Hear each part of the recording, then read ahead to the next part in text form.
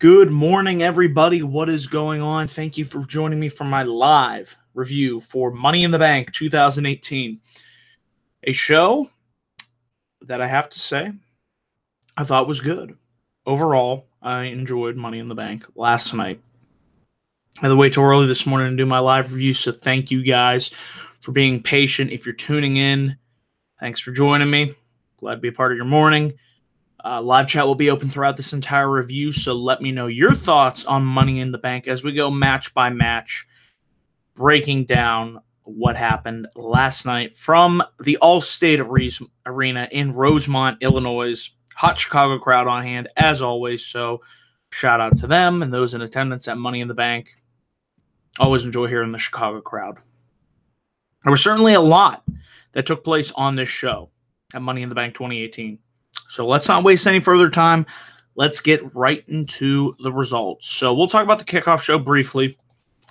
I didn't have a chance to watch the kickoff show, but we had one match on that show, and that was, of course, the SmackDown Tag Team Championship match. The Bludgeon Brothers versus Carl Anderson and Luke Gallows. Bludgeon Brothers retain after Anderson and Gallows go to set up for the Magic Killer. Rowan spears Anderson, and Rowan and Harper hit an assisted sit-out powerbomb for the win. So not really too surprised there. Had a feeling that the Bludgeon Brothers would retain their titles, and that's exactly what happened. So let's move on. Let's talk about the main show. So we open up the main card with Daniel Bryan versus Big Cass, and at Extreme Rules, I thought they had a decent match. By Daniel Bryan's standards, it really wasn't that great of a match. It was just okay.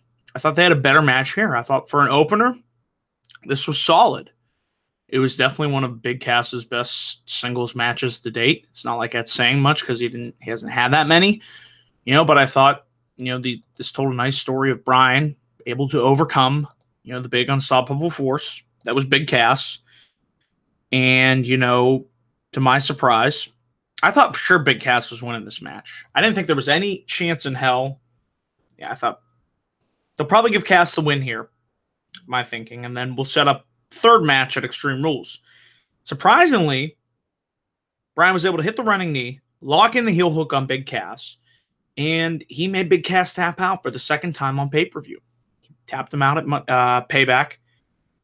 Backlash. Sorry, there's so many pay-per-views to remember. Backlash. And then at Money in the Bank, he made him tap out as well. So to me, that leads me to believe that this feud is over. It has to be, right? I mean, what more can you get? Bryan beat the bully, the asshole, the casshole, whatever you want to call him, big ass. He shut him up. He tapped him out. And hopefully we move on to bigger and better things for Daniel Bryan. Like I said, I thought this was a fine opening match. I really have nothing bad to say about it, Served its purpose. It might have went a little bit long. I thought maybe cut some time off this match. But, I thought Cass looked good. I thought Bryan, of course, thrived great as the underdog and taking all of Cass's offense and, keep getting back up. Crowd was super over for Daniel Bryan, as you would expect. But yeah, really surprised to see Bryan get the win here. Next on the card here, we move on to Sami Zayn versus Bobby Lashley. Boy, oh boy, has this feud been disappointing or what, guys? It's just, wow. This has easily been one of the worst feuds on the main roster all year. It's just a shame that you can't give something better for both Bobby Lashley, who has been disappointing since his return to the main roster, and Sami Zayn. If this had better writing, I might care. But to me, it was just a match. And I'm happy to say Bobby Lashley hits 2 vertical delayed suplexes, and the second one knocks Sami Zayn off for the win. Honestly, I would have been fine with him just destroying Sami Zayn just to get this over with. Let's move on, because this feud ain't doing shit for Bobby Lashley, and it certainly ain't doing shit for Sami Zayn. So better have Lashley win, end this feud so we don't get any more obstacle course segments, terrible promos, and guys dressed up as rag. That's how bad this feud has been. A way to take somebody who came back with buzz like Bobby Lashley and just completely neuter that. I don't know where you go from here with him, but hopefully it can't be any worse. Because, like I said, I've just been very disappointed with how Bobby Lashley's been used so far. So hopefully, like I said, that is the end of this. Something that I did enjoy on this show. I enjoyed this a lot. Intercontinental Championship match. Seth freaking Rollins versus Who Wants to Walk with Elias. And Elias comes down to the ring before, starts playing his guitar, and he says, I'm going to need all you people in Chicago to be quiet. He rips on him. He says Chicago is a town full of scumbags, and then they immediately start chanting, we are scumbags. So that was funny. And then Rollins comes out, and I thought, the match started off slow, but, it built nicely. I thought Rollins selling the back and the knee throughout this match. Elias was targeting that throughout this match. Rollins did some suicide dives, which were nice. That knee kept coming back into play when he tried to go for the buckle bomb. Knee gave out. Rollins hit the super kick right to Elias. He tried to go for a suplex into the Falcon Arrow for a 2 count. He was able to get that. That was a nice counter. It's a nice spot there, near fall. And like I said, towards the end of the match, Elias rolled up Seth Rollins. Rollins kicked out. They both try to roll each other up with the tights. Surprisingly, I didn't think Seth was going to get the win this way. Kind of a heelish way to win. Rollins got the win after he rolled Elias up, grabbing the tights. So I guess that means that this issue remains unresolved. Like I said, I thought this was Elias' best match on the main roster to date. Of course, no surprise going in there with Seth Rollins, who has been a man on a mission going into that ring every single night and tearing it down, or as he likes to say, burn it down. And Seth retains the Intercontinental Championship. The issue with Elias remains to be unsolved. Perhaps we see a rematch tonight on Raw or at Extreme Rules. But, yeah, a very interesting way that the pinfall happened with the handful of tights, which leads me to believe that these two aren't finished yet. But, yeah, Rollins once again going out there and, he didn't steal the show, but he had a really good, I'd have to say, a good match with Elias here at Money in the Bank. I enjoyed it. Then we had the women's Money in the Bank ladder match. Boy, oh boy, was this crazy or what? Naomi versus Sasha Banks versus Lana versus Becky Lynch versus Alexa Bliss versus Charlotte Flair versus Natalya versus Ember Moon. Shout out to all 8 women involved. I'd have to say, out of the 2 Money in the Bank ladder matches, I enjoyed this match more so than the men's. I like both, but I give the edge to the women here. They were just going out there. To me, they were on a mission to steal the show, and I felt they did that. There were a lot of sick bumps in this match. Too many for me to recount. And I was really hoping that Becky Lynch, my pick to win this match, would become Miss Money in the Bank. She came close. Like I said, everybody really had their opportunity to grab that briefcase. And there was one thing in particular in this match. Did you notice? And I know they mentioned it. That towards the middle half of the match, the ladder was out of position. And it was just aggravating me because nobody was moving the ladder. I'm like, you're going to climb the ladder when it's clearly out of position. And finally, Becky Lynch moved the ladder. So thank you, Becky, for using your brain and moving the ladder over. And I have to say, even Lana didn't look bad in this match. I've heard she's been training in the ring. So shout out to her for continuing to improve. Lana, didn't do bad at all. Thought Ember Moon had a good showing. Naomi, everybody had their spots. Charlotte and Becky going at it. Sasha, Charlotte. Way to really kind of highlight those feuds over the years. Whether it was, like I said, Charlotte, Becky, Charlotte, Sasha. So much history there. But to my surprise, as Becky Lynch hit the exploder suplex on Charlotte, Bliss tipped the ladder over. Bliss climbs up, and Alexa Bliss is Miss Money in the Bank. Surprised to see that happen.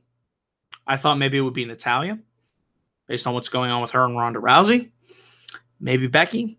You could go with Charlotte, who has the pedigree, and, that would just add to her record. There were a number of options here. I didn't think it would be Ember Moon. I thought it would be too soon. Naomi, probably not. Lana didn't strike me as a winner here. But to my surprise, Alexa Bliss. And then we'll talk about what happened later. I'll come back to that because if you watch the show, you know what happened. But yeah, to me, this was my pick for match of the night. So we go from match of the night to and I'll try and be nice. I'll try and be objective. Jinder Mahal versus Roman Reigns with wheelchair-bound Sunil Singh. It wasn't a bad match. I was bored. I didn't care. Was it terrible? No. But did I have a reason to care? No, because I don't care about either of these two characters. You have Jinder Mahal, who I could honestly give two craps about, and Roman Reigns, who just ain't working. The crowd just continues to resent. And they, believe me, did they resent this match or what? We had a number of chants throughout the majority of this match. The crowd in Chicago were on a mission to let you know that they cannot care one iota about this match. We had chants of NXT, CM Punk, this is awful, Rusev Day, boring, Johnny Wrestling. There you go. So I was on my phone for most of this match. Like I said, it went 15, 16 minutes. I'm like, you couldn't have made this 8 minutes and accomplished the same thing. So Reigns takes out Sunil Singh, who's on the outside, with a spear. He gets back in the ring. Mahal tries to roll him up. Reigns kicks out of the small package. Reigns hits the spear on Mahal for the win. So hopefully, Roman Reigns versus Jinder Mahal is one and done. Because like I said, I do not have a desire to see these two wrestle ever again. That's it. We're done. Let's move on, please. Please, WWE. Please. I'm begging you. I'm pleading you. Thank you. So moving on from here, we go to the next match here on the card. SmackDown Women's Championship, Carmella versus Asuka. Match was going, it was all right. A lot of Asuka, in her kicks and her strikes and spinning back fist and, missile rope drop kicks and what have you. So the match is going. And then this person dressed up in Asuka's ring gear, ring attire, all covered up, shrouded in mystery, just appears. Asuka's distracted. Carmella tries to roll her up. Asuka kicks out and knees Carmella in the face. And then as Asuka is distracted, Carmella kicks her in the head and gets the 3 count. And who could this person be? The mask comes off. James Ellsworth. You gotta be kidding me. No Chin Music himself. I was there for James Ellsworth's debut. The night he got destroyed by Braun Strowman. And now here we are, almost a year later. And he's back.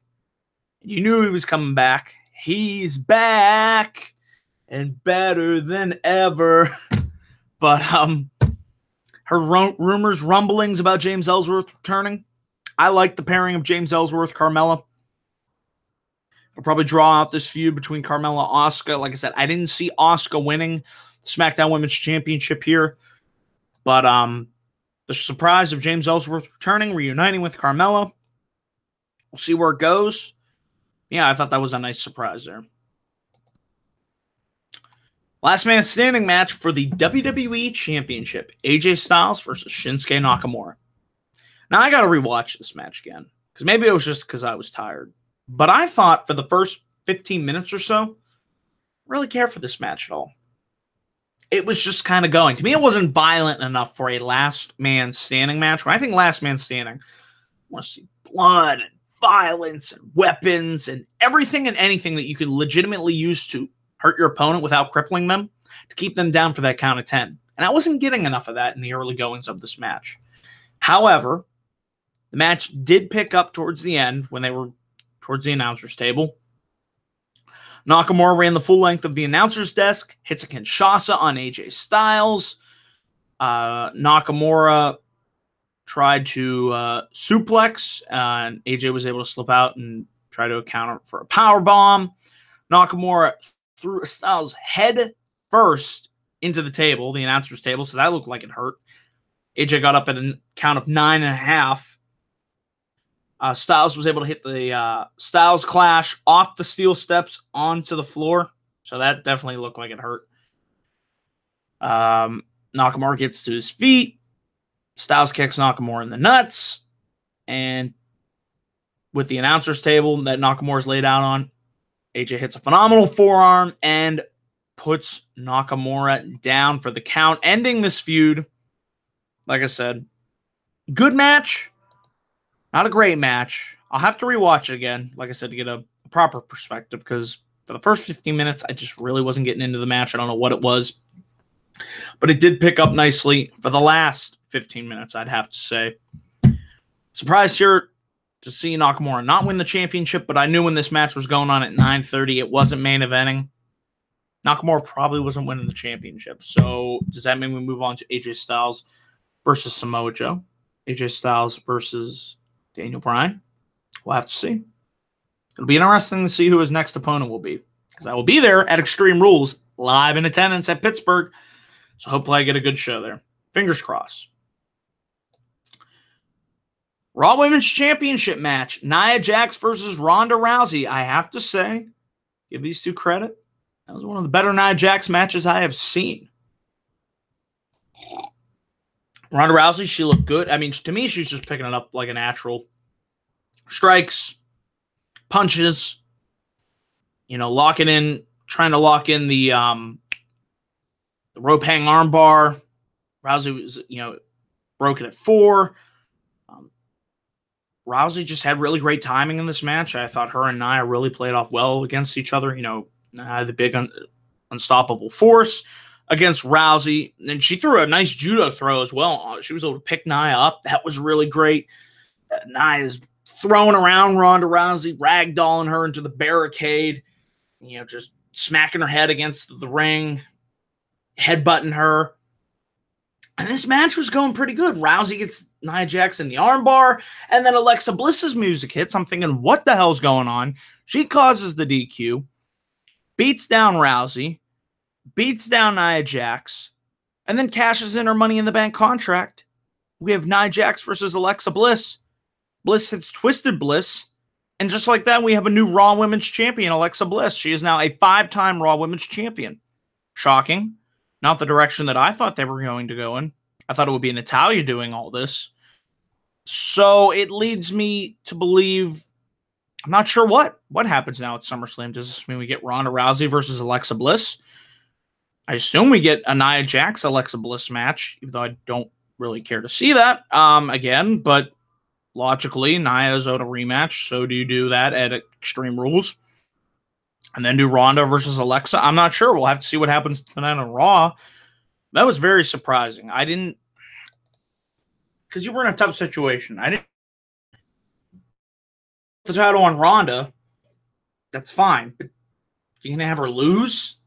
So how do you get out of this? I mean, you're in a tough situation. If you don't want to have her be champion, but you also don't want to have her lose, was this the best way to get out of that?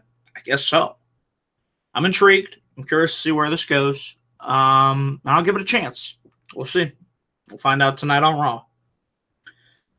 And we had the men's Money in the Bank ladder match. Rusev versus Samoa Joe versus Bobby Roode versus Finn Bálor versus Braun Strowman versus The Miz versus Kevin Owens versus New Day member. Drumroll. Kofi Kingston was the member of the New Day, which I liked. I thought, it's a nice spot for Kofi. Would have been cool if he won it, but to my surprise here, Braun Strowman was able to defeat and delete all 7 other members in this match and win Money in the Bank. I didn't think Strowman was going to do it. I mean, logically, he should have been a strong pick to win, but I just thought they were building him up so strong that, they're not going to do that. They're not going to go in that direction. I'm not mad that, a guy like, say, The Miz lost, or Finn Bálor didn't win, or Samoa Joe. I'm honestly happy to see Braun Strowman win. He's one of my favorites. I didn't feel he needed Money in the Bank, but you know what? Hey, there are a lot of different opportunities and directions you can go with this. And we'll talk about that in a minute. But back to the match. Talk about the match here first. Early on, everybody takes down Braun Strowman. They bury a bunch of ladders on top of him, so he's down for the count. Rusev and Owens try to put Strowman on a table. Of course, Strowman is able to fight off Rusev and Kevin Owens. It looks like, Joe tries to sneak up, put Strowman in a coquina clutch. Strowman gets out of it, and Joe and Rusev hold Strowman in place after Joe wears him down. Strowman's able to fight Rusev and Joe off, and Owens is standing on top of a 20-foot ladder. Strowman comes up, and he chokeslams Kevin Owens off the ladder and through the table. KO is out. That was a crazy spot right there. Another crazy spot was Rusev locking in the Accolade. He put the Accolade in on 3 people at the same time, on Joe, Kingston, and Bobby Roode. Miz sneaks up, tries to hit the skull-crushing finale. Rusev kicks Miz in the head, and Joe breaks up the Accolade, and Rusev tries to climb back up the ladder. Miz tips it over. We have Miz and Kofi Kingston fighting on top of it. Bobby Roode pushes them off. Bálor hits Sling Blade. Bobby Roode climbs up the ladder, and Bálor leaps off the top ladder, hitting the coup de grace, and Strowman literally tosses Bálor off, power slams Joe, power slams Bobby Roode. Here comes Braun Strowman. He's climbing up. Balor's climbing up. Kofi is climbing. He leaped on Strowman's back. I thought maybe he would climb over Braun Strowman, but Strowman tossed Kingston off, got rid of Finn Bálor, and he pinned, or should I say, wins the Money in the Bank match and grabs the briefcase. Good Money in the Bank ladder match. Was it the best I've ever seen? No. Didn't have to be. Thought the men and women's matches delivered. I enjoyed Ronda Rousey versus Nia Jax, Seth Rollins versus Elias. Even the opener, Daniel Bryan versus Big Cass, I thought wasn't bad at all. The last 15 minutes of Styles Nakamura, I thought was good. So yeah, to me, the matches that I thought would deliver on this show, I felt delivered. And looking at Strowman winning the Money in the Bank, what I would like to see, instead of the stereotypical, oh, he cashes in, on the unsuspecting champion in the middle of a match, I'd like to see Strowman say, I ain't doing that. I'm not going to be like everybody else. I'm not like everybody else. I'm a monster, and I'm Braun Strowman. And at SummerSlam, I want to cash in on Brock Lesnar to face him for the Universal Championship. That's what I would have Braun Strowman do. Cash in, say, I want to fight Lesnar one-on-one. Yeah, he beat me last time, but I was in a different mindset. I wasn't ready. Now I know what I have to be ready for to beat Brock Lesnar. I know how to counter that F5. I know how to put him in a power slam. I know how to take that Universal Championship from him and put it back on a fighting champion that will be on Monday nights every single week. And if you mess with me, Brock, I'm going to rip your head off or something like that. Just cutting a little promo here for fun. But yeah, I would have Strowman say, I'm cashing in, and do Brock Lesnar, Braun Strowman. I'd rather see that than have Roman Reigns, Brock Lesnar, and the crowd shit all over it, and Strowman cashes in and wins. To me, I don't think that's something that Strowman would do. He would want to upfront say, I'm fighting Brock Lesnar, and this is when I'm going to do it. Because honestly, when was the last time somebody cashed in at a certain date? RVD? One Night Stand 06? Just saying. So yeah, guys, I enjoyed Money in the Bank.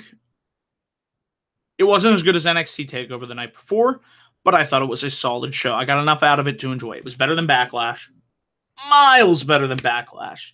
So that is my thoughts on Money in the Bank. I want to say thank you all for joining me for this live review. Be sure to leave your comments down below in the comments section what you thought of Money in the Bank. And be sure to click my like and subscribe button here on youtube.com/DanielGuys412 for all my thoughts and opinions on pro wrestling. Be sure to follow me on Twitter at DanielGuys412. Be sure to check out my Facebook page, facebook.com/DanielGuys1994. Links are down below in the description box. So guys, once again, thank you all for tuning in for this live review. I will be back up here in my next video, whenever that may be. So until then, thanks for watching.